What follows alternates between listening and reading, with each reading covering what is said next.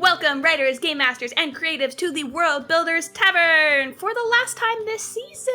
What? It is our final episode of season 2. After this episode, we will be taking a break for the summer, and then we will be coming back into your ears in October, unless you are a subscription to our Patreon, in which case you're going to be getting 2 bonus episodes over the summer. So if we're you don't doing want to something new on our Patreon. Yes, we're going to be. Should we do a little Let's tease? do a little plug. Yeah. We are going to be doing world building workshops. So we have been planning for our next season. We have some changes we want to implement, which you will hear all about. But one of those is that we're going to be doing workshop of world building, where essentially we're going to take you through, like, we're going to build our own elements of worlds and, like, take you through the steps of, like, how you would do this. So we're going to take turns, like, leading the workshop. So, Allie, what is your topic going to be? We're going to build a magic system in my episode.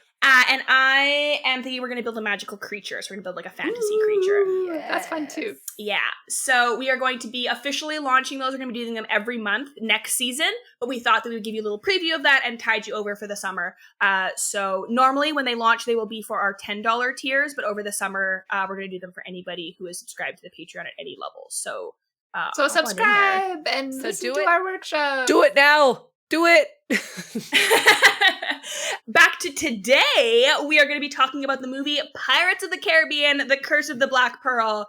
Truly a classic. Be warned, in this podcast, there be spoilers. Arr. Arr. We are ready to dive in, so grab an ale, 0 proof, always available, and pull up a chair. I'm Emma, your friendly barkeep, along with Allison. Hello. And Christiana.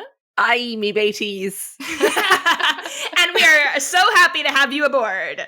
Cheers! Cheers! Cheers! Yar! Yar! A note up top being that we are talking about Pirates of the Caribbean. We are fully aware of Johnny Depp's actions, and please know that by talking about this movie, we are not endorsing anyone. We are not endorsing said actions. We always support survivors. So yeah, just don't take this as being a fan of that. We're just talking about the movie as a collaboration of a whole bunch of people. And unfortunately, some of those people suck. For anyone who has not watched this movie, because we did realize it's now become like an old movie, so you may have seen it, but you may be younger or just never got around to watching it. So if you have not seen this movie, this is a pirate film, a swashbuckling film, set in 18th century British colonized Caribbean islands.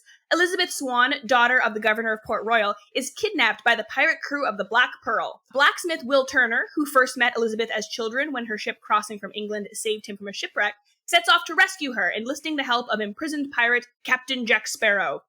It is revealed that the crew of pirates, led by Sparrow's mutinous former first mate, Barbossa, are seeking to break the curse put on them by Aztec gods for stealing sacred treasure. To do this, they must return all the gold and repay the blood that was spilled in pursuit of it by shedding their own. Elizabeth has the last piece of gold, a necklace that she actually stole from Will when he was a boy, and they believe she is the daughter of their former crew member, Bootstrap Bill, and so the last blood they need.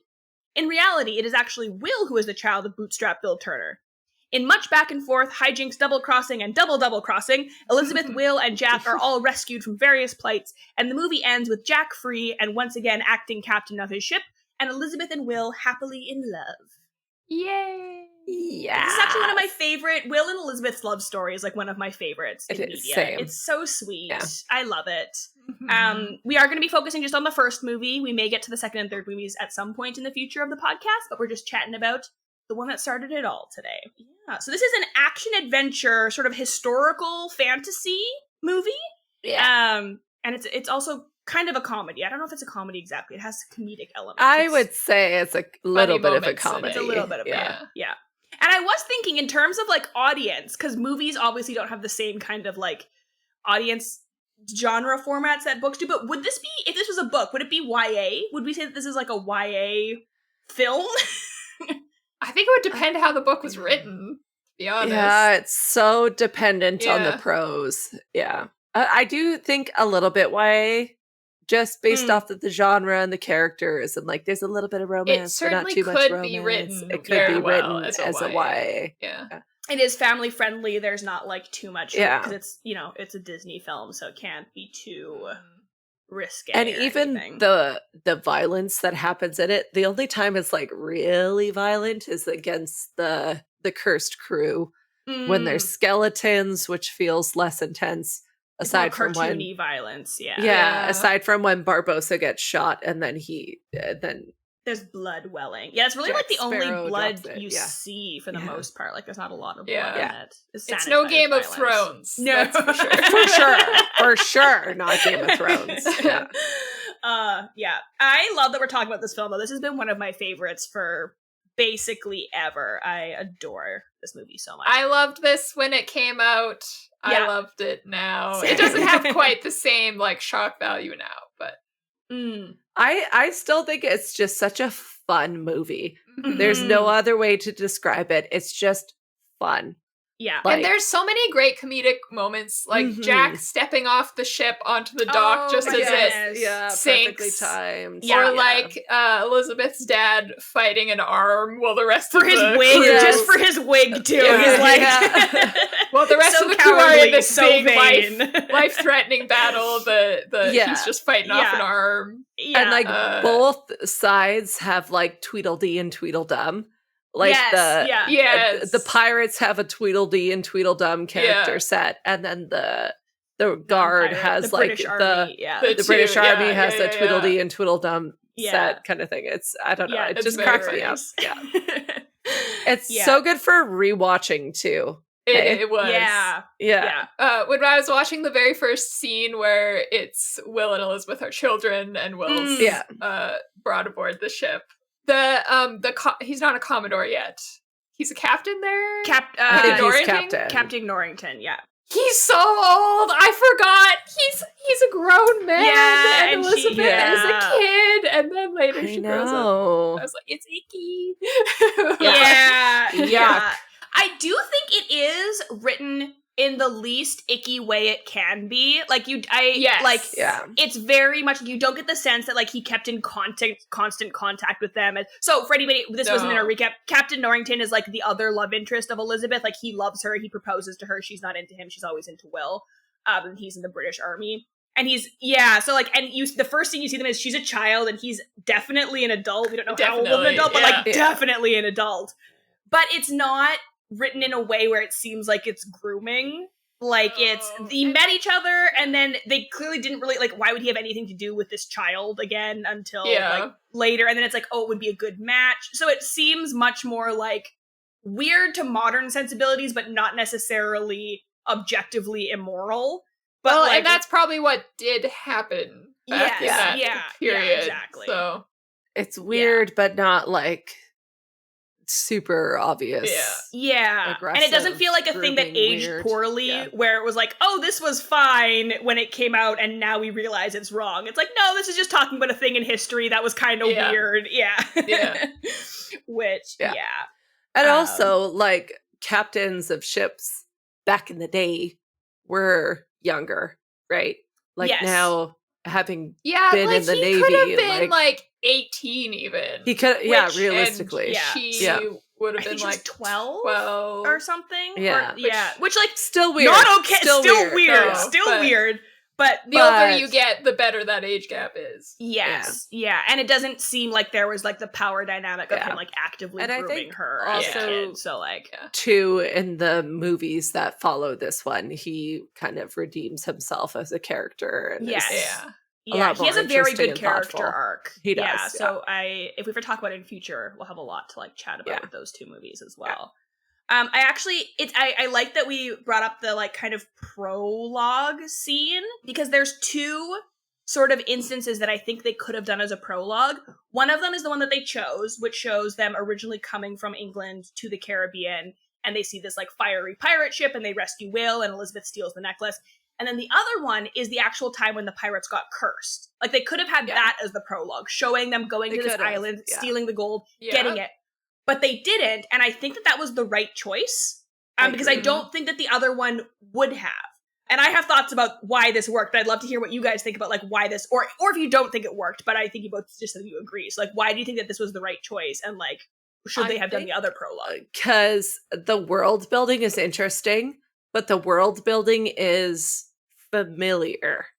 You could have built a world where it's like, if you started off with, these pirates are cursed and they become skeletons in moonlight, that's a lot.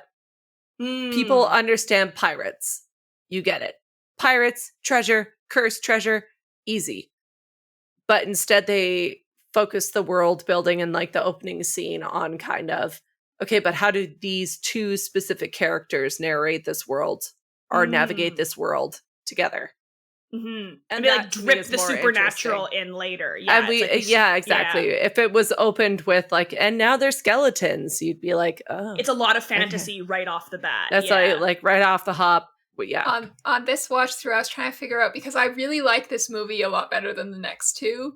Mm-hmm. And I think my reasoning is because the supernatural is so in your face in the next two. And so I was trying to pay attention in this one, like, and how if they you introduce it. Yeah, and if you had started with that scene of the pirates being cursed, you sort of lose the question of, are they actually cursed? Because you have the two, the Tweedledee and Tweedledums talking about, I like that we're calling them that now. Yeah. Talk on the Britain side, talking about the Black Pearl and like the legends if about it's it, real, and whether it's real, and so you don't actually know, and then you get your first little hint when Elizabeth is choking from her corset and falls into the ocean, and the medallion she's wearing sort of pulses, and sends a call later to the Pirates of the Black Pearl. But that's the first thing, and so you're kind of like, well, what is that? What's happening? Is this, you're still wondering if it's real, and then the next time is Jack Sparrow is in prison and one of the pirates grabs him by the throat and his hand goes into moonlight, and so you see the hand is like a skeletal hand in the moonlight, and you're like, oh, something is actually happening here. But it's still sort of teased until... you get it in like little drips and drops, and then you like get the full thing when they're on the ship and she sees all the skeletons and Barbossa explains it. And, see, I love that I asked you because I had my own thoughts about it, and that wasn't even, I didn't even consider that of like the fantasy drip. What were so I love thoughts? that. So in my head, I was like, well, think about which one makes more sense to be explained. Like, it makes sense for Barbossa to tell the story of the curse to Elizabeth, but there's no point where it would make sense for Will and Elizabeth to be like, as you know, when I crossed from England and we rescued you. Exposition really only works if one of the characters doesn't know it. So if there's like two scenes, you're like, which should I like be my prologue? It's like, well, this one I can't really include in any other way. And then I was also like, well, the crossing is connected to two of our major protagonists and the treasure finding isn't, because even Jack isn't part of the crew at that point. So it's like none of our main characters are connected to this. So that, and I feel like that's often where prologues stumble, is when they're so disconnected from the like immediate story that you're like, why do I care about this? So, but I love, and I didn't even think about the fantasies. So, and I think that's really helpful because people often ask like, can I put in a prologue? How do I do it? And I think that we just gave you some great insight into how you should choose a prologue if you need one. And it's also, I love the general world building. I will say, as someone who was in the Navy, there is a lot of superstition and there is a lot of kind of who gets to go on ships and who doesn't get to go on ships. And on, like, there is a lot of weird, like even in the Canadian Navy, the Royal Canadian Navy, I should say, when you salute, it's not Americans. You often see the palm facing out in the salute. But for the Canadian Navy, it's the palm facing in. And it's because one of the queens didn't like seeing how dirty the hands were of the sailors from working the ropes. Right? So like there's like a ton of weird little superstitions and traditions that come with working on ship kind of thing. So like, and I really appreciate that, like, oh goodness, I can't remember his name. The guy who was sleeping on pigs when we first met him. Gibbs. Master Gibbs. Yes. Where who he's was, like, it seems like, was a regular sailor at one point and then like turns pirate like down on his luck where later. he's like, oh, it's bad luck. We can't do that. It's bad luck. Can't have a woman aboard. Like, every other scene. Oh, it's bad luck. It's not tradition. It's bad luck. Like that's a very, very accurate. It's funny. So I was thinking about watching this and like paying special attention to like the world building. I was expecting to like have a lot, and there is a lot about the world building of like the supernatural elements, but I was also thinking about the fact that you also need to world build the historical part of it, because even if you're basing it on real stuff, A, it's never going to be like 100% accurate. And then B, also, you can't include everything, so the very choice of, like, what parts of this world do I show is in and of itself world building, even if you're not making anything up, which I thought was very interesting. And the fact that, like, class and, like, social expectations of you based on class is, like, a big theme of the movie, and therefore we see it. And whereas we don't see other parts of world building because it's not relevant to the story that's being told, like, which is very interesting to think about world building the real world in a way, which is kind of weird. No, it makes sense though, because the idea of kind of like pirates, they existed, they still exist to some extent in a very different way. But we have our own real world mythology surrounding them. They're much more romantic in stories than, like, in history. So I thought that was, like, they did a good job of taking these kind of real world myths and stories and then saying, can we push it a little bit? But not too much. Not too much that it's, like, Treasure Island level of fantasies. It's just the real world. Yeah. I loved how dirty and grimy all the pirates are. Oh, like, if I could have done makeup in that department, that would have been so much fun. Like the makeup and costumes, they did such a good job. I have a distinct memory of when this first came out. I got it on DVD because I was 13 and we didn't yet have streaming services and we bought media. But I remember there was a special features where they had interviews with the cast. I remember specifically the guy who played Norrington was complaining. He's like, all the pirates get to look so cool and rough and grubby, and here I am looking like an ice cream cone. I'm like, you're right, dude. You don't get the you have to be all prim and proper. He does get grubby in the later films. He has a glow down. There's a glow ups and then there's glow downs where the men get grimy, and you're like, that's a good look. It is. Yeah, they're just so gross and dirty. You could tell they don't bathe regularly. They've got all the teeth stuff. That was very the poor one pirate doesn't even get a glass eye. Like, he has a wood eye. Oh, and also, here's a fun fact that I think you might enjoy, Emma, coming from the makeup side of things. 100%. He had to wear, apparently, multiple contact lenses on top of each other to get that kind of, like, bulging eye look. That sounds terrible. That's right? Yeah. Oh, I feel like that's not recommended. Eye stuff is always like a huge thing of, like, you, like, even, like, you need, like, to be specially licensed to put in contacts. Like, if you are a regular makeup artist, you do not go anywhere near, like, eye stuff. Eyeballs, it's like you get an actual optometrist there. I was like, ophthalmologist? No, optometrist, like, do the eye stuff. Oh, wow, that's wild. That's very cool. Oh, and Allie, you mentioned what I think is, like, the best character intro of all time, which is Jack Sparrow and his little boat. Yeah. I feel like that is, like, a mini masterclass in, like, understanding who your character is and showing it, and, like, without saying a word. So for anybody who hasn't, Allie, do you want to explain what the scene is for anybody who hasn't watched it? I think you just get, like, a close-up of Jack on a boat. I think he might even be on looking in a looking glass. Yeah. He's on a mast. A very, like, not elegant's not the right, majestic sort of scene of him, like, on this mast and the ship is moving, and then you get the camera pans out and he's on this very tiny ship, very like tiny a rowboat. I mean, it has a sail, but it's very that's true. small, and it's sinking. And it's slow, and it sinks just to the dock, and he manages to step right onto the dock right before it would totally sink. And just like he had planned it that way, and just like totally confident swaggers on. And you're like, that is Jack Sparrow. Like, like partly lucky, but partly also just tries ridiculous stuff, and it works out sometimes. Like, he's like doesn't. The luckiest failure that's ever exist, you know? Yeah, it's like everything about his character. It's like, you know, it's smoke and mirrors, and it's being tricky, and it's making one thing seem like another thing, and like getting out of situations by the skin of your teeth. And like you get all of that in like a just 10 in that second one scene. Yeah. It's perfect. I really also love that the scene immediately after that is we go to Commodore Norrington, or Captain Norrington's. He's getting a promotion, and it's his like military service, like ceremony. And it's this juxtaposition of like the crazy freedom of the pirate versus immediately the very regimented social construct. And I'm just like, oh, if that's not the theme of the movie in like one shot switch, which is very cool. And even like Elizabeth's corset is a representation of how restricted she is. Yeah. In this society. Yeah, I love how like I just feel like every part of the world building in this really establishes theme and character really well. Like there's no detail that's just there for no reason. It's like, oh, this is symbolizing this. This connects to character. And it's just like, that is what your world building should be. This is like top notch. Like, I feel like you could write a whole thesis on this movie on its world building. And like even Will being a blacksmith.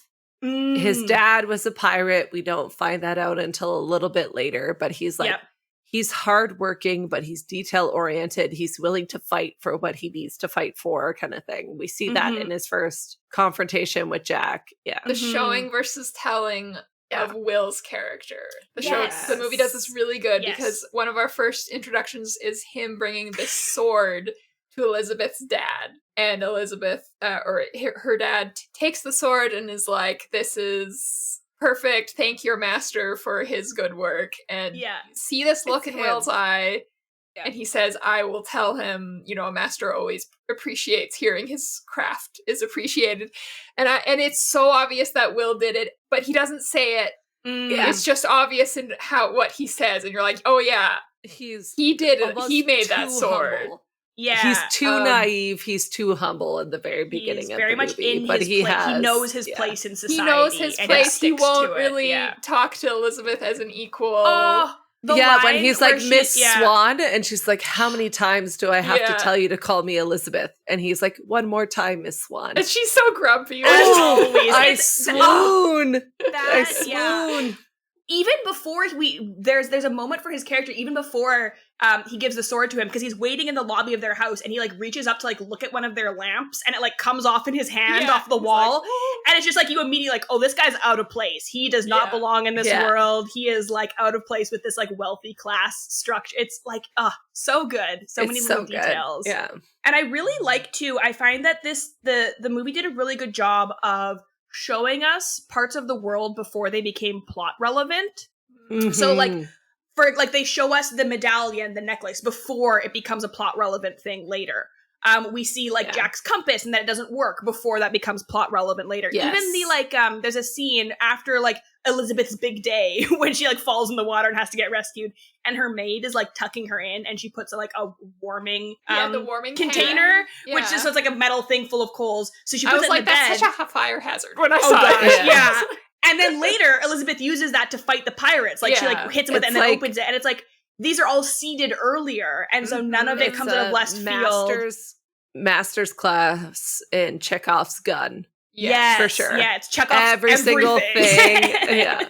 And even like minor things, like the like warming pad, which could not, you're like, this is not significant. It's not ultimately significant, but it's just and there. It's like it is and it isn't too, though, because it does telegraph not only that it's going to be used later, but it also sets you into the world, into the time frame. Yeah, that's something it's happening. Not a hot water bottle. You're like, okay, so this is about the time that this is existing in, and that it's also used later as a weapon, and you're just like, oh my god.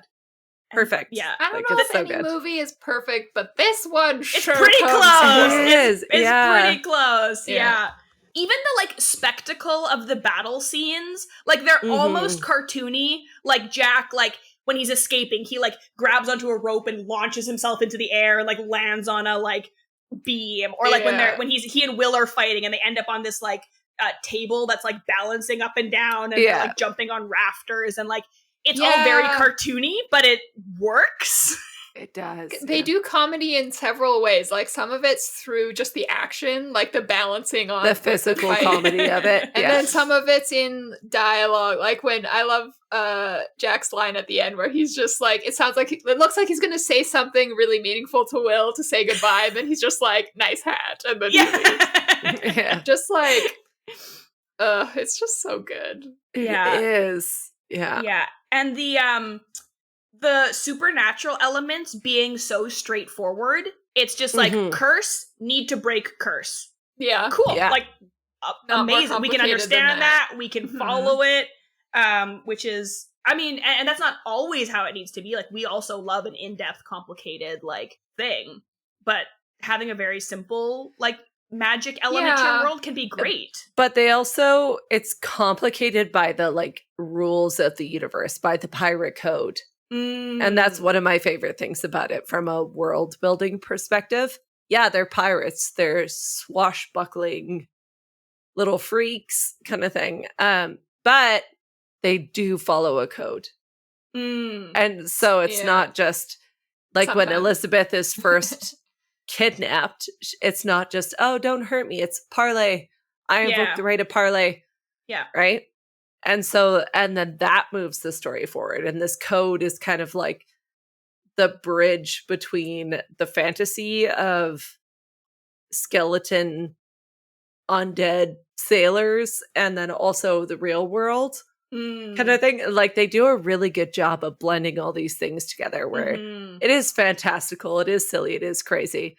But it's also a little realistic, at least. She says parlay, she gets on the ship, which moves the story forward. Yes. Which is part of the world and all that kind of stuff. So yeah. I feel like if this movie was a novel written by Brandon Sanderson, it would be like, oh, so the magic the magic system, the curse doesn't work the way you think it is. Like, there's some little trick or something. Yeah. But no, this is, it just works. This is just like, this is how the magic works. If and you do the blood, then the curse is broken. That's all that was needed for this story. Like, it didn't need to be more complex than that. That's not the and the complexity comes from the characters. Like, they get the wrong blood, and then they have to find the right blood. And, like, everybody's switching sides and stuff. So I think that's a fantastic point. The world building, when you look at just the world, it's realistically pretty simple. It is based off of, like, actual privateers and, like, all that kind of stuff.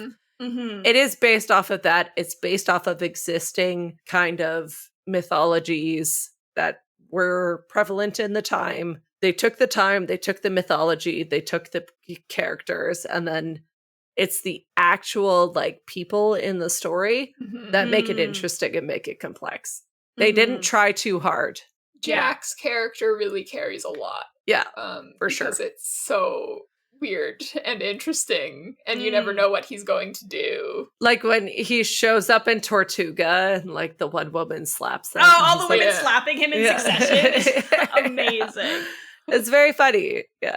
I do find, and so I love the first 3 movies, and then 4 and 5 I try to forget they exist because I think they're awful. Yeah, and I think the reason for that is Jack is a fantastic supporting character. Yes, but not a protagonist. He's a protagonist, but, like, not, like, he can't be the only one because he also doesn't really have character growth. His change from beginning and end is his situation. Like, he starts off being down on his luck, and he ends up being captain. And so his change is all external, whereas, like, Will and Elizabeth actually have these, like, internal character changes that they go through. So Jack, like, on his own, because then if he changes, you lose what makes him great. Like, if he suddenly becomes contrite and, like, not arrogant and, like, works on himself, it's like, well, now you're not the character that we fell in love with. There are character arcs that are flat that can work. You generally find them in, like, mystery genres like Sherlock Holmes. Or, like, Indiana Jones is a character who never really changes. It's just about his interacting with the it just doesn't seem to work with Jack. But in this movie, it's great. Like, not all of your characters have to have a crazy dramatic personal arc. They're like, they should change. I think every character probably should change from beginning to end, but he changes in his station in the world rather than, like, internally. It's not a personal thing. He just bumbles around and finds his way through. And it's very satisfying and very funny. Yeah. Don't put him in charge. Like, right, like, warning for the Black Pearl that you're captain. Yeah, like the fun part of Jack Sparrow is that he is just funny in how he reacts to the world that he's placed in. You need him to be down on his luck. Yeah, like, that's what's interesting about him. He's not. And, like, sometimes you do need a character like that. I just don't think it could be the only character. That's why Will and Elizabeth Swann are so important to it, is because they're the ones who are driving the story through the world that's been built. he's just there to react to it, and everyone's like, that guy, what a silly guy, kind of thing, right? And it's really fun, and it's really good. I kind of want to talk about the next two movies at some point, because yeah, Will and Elizabeth's character arcs are really interesting. Yeah. And the world, I think, expands in a really interesting way. And actually, that segues perfectly into the thing I want to talk about, which is last episode I had talked about how I thought that this media was really good for a self-contained story, but leaves openings for further story to be told. And I think that this does a great job of it, because the story on its own is like 100% complete. When it finished, I wasn't like, oh, where's episode 2? This is clearly unfinished. But there are so many things left open that we can, like, we don't know anything about Jack's compass other than that it doesn't point north. We don't know what happened to Will's father after he went to the bottom of the ocean. You know, we don't know what happens to Will and Elizabeth after the end of this. Like, there are so many hooks. Also, it's been established that magic exists. We don't know what other magic is out there. Exactly. What other supernatural things are out there. Like, so I think that Davy Jones's locker is like a thing that exists in real world mythology. But what does it mean for this universe? What does it mean for Jack? What does it mean for Will? That kind of thing. So yeah, this is a really good example of like standalone with series potential, which is what all editors want right now. Yes, yeah. So it's like, answer the big questions. Like, don't, unless you have a series plan. Like, if you have a series planned out, cool, that's totally fine. But if you're writing a standalone, answer the big questions, but leave some of those little things unanswered. Leave potential hooks that you could like latch into for your next thing. Which is exactly what they did with Pirates, which is very cool. I do wonder how much of like 2 and 3 they had planned when they wrote this, or if they did just intentionally leave those things open. Well, it's based off of the Disney ride. Yeah, which is wild. Which is, but also a fantastic lesson in that you can take inspiration from the weirdest, smallest, like all it is it's like pirates. What if pirates? What if because like there's no plot to the ride as far as I'm like aware. It's just pirates. And they just took it and ran. I don't know. I've never. I don't even think it's skeleton pirates. I think it's just pirates. Like, it's like a typical, like, I think it's kind of like a Tortuga scene where it's a bunch of like pirates on a pirate island doing pirate things. So I was watching this with my husband, and afterwards he was like, so after Disney made this movie, they took the lesson of, movies based on rides must do really well, because this movie did well. And then they made another one based on a ride that didn't work very well. I was like, yeah, that's not the lesson that you should take. You can base it off a ride, not that you necessarily should base it off a ride. And speaking of pirates, Allie, do you have a piratey proprietor's pick for us? Look at that alliteration. Wow. I have a piratey proprietor's pick. Arr. It is called The Wicked Bargain by Gabe Cole Novoa. It actually came out last year, so you can get this right now. And here's the synopsis. On Mar Leon de la Rosa's 16th birthday, El Diablo comes calling. Mar is a transmasculine, non-binary teen pirate hiding a magical ability to manipulate fire and ice. But their magic isn't enough to reverse a wicked bargain made by their father, and now El Diablo has come to collect his payment, the soul of Mar's father and the entire crew of their ship. When Mar is miraculously rescued by the sole remaining pirate crew in the Caribbean, El Diablo returns to give them a choice. Give up your soul to save your father by the harvest moon, or never see him again. Oh, it's got pirates. It's got some sort of bargain. It's got missing fathers. A big history of folks presenting in different ways in terms of their gender identity to get on ships. Yep. That is actually like a historical thing. Yeah. Yeah. And there's also like I feel like pirates and like non-conforming gender is like very go often hand in hand. Like, you also have like pirate captains who were women who are really fearsome and like you know, not conforming to like standard gender presentation that way too. So it's like once you're on the outskirts of society, you get to like shed all of the constraints of Go society. hog Like there's no wild. worries. Yeah.